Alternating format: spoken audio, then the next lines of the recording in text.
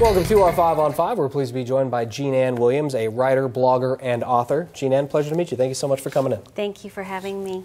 So tell us, you're writing a book about suicide. Yes. Why are you writing about this?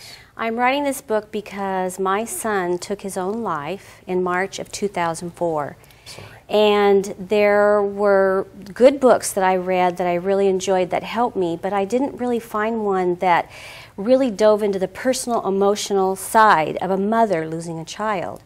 And so I was given the idea of writing a book of devotions.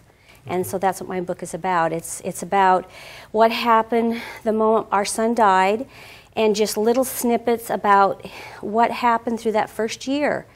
And also I have memories that I write about to bring a more hopeful scope of the book, to give mothers hope. And there's prayer, and there's scripture also included.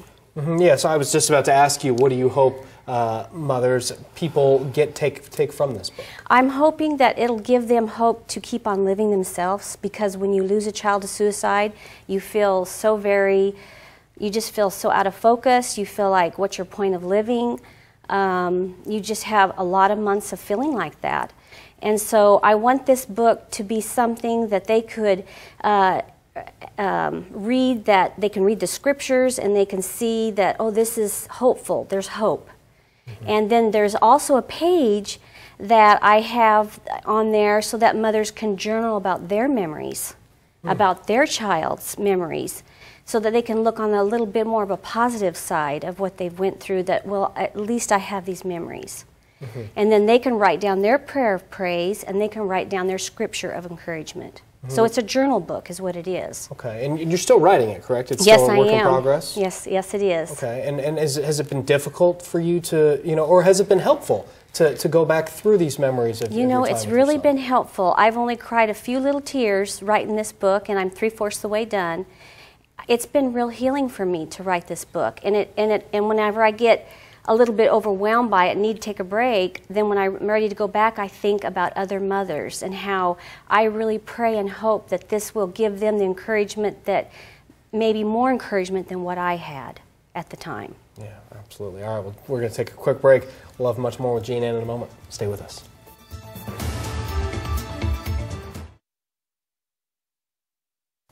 Welcome back to our 5 on 5. Again, we're here with Jean Ann Williams, a writer, blogger, and author. Jean Ann, in your own experience, what is the advantage of this book that you're writing over materials that people might find on the internet or elsewhere?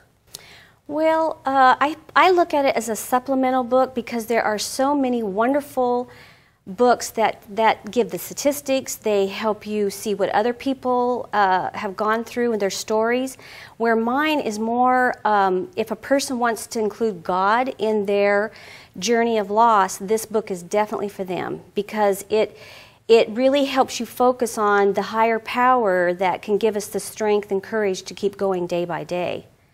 And so I saw no devotional books on suicide loss. I've seen a lot of books that are devotional books on general losses, cancer, accidents, losing a child, but not one to suicide.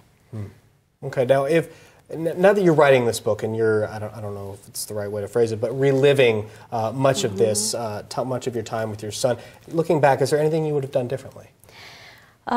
You mean as far as the moment that he died? I do, yeah. Okay, the first thing that I did was we called an ambulance, and then I ran across the street to my very good friend who is also a retired nurse. And I asked her to please come, and she did. And I needed her validation. I said, I want you to see my son, he's dead.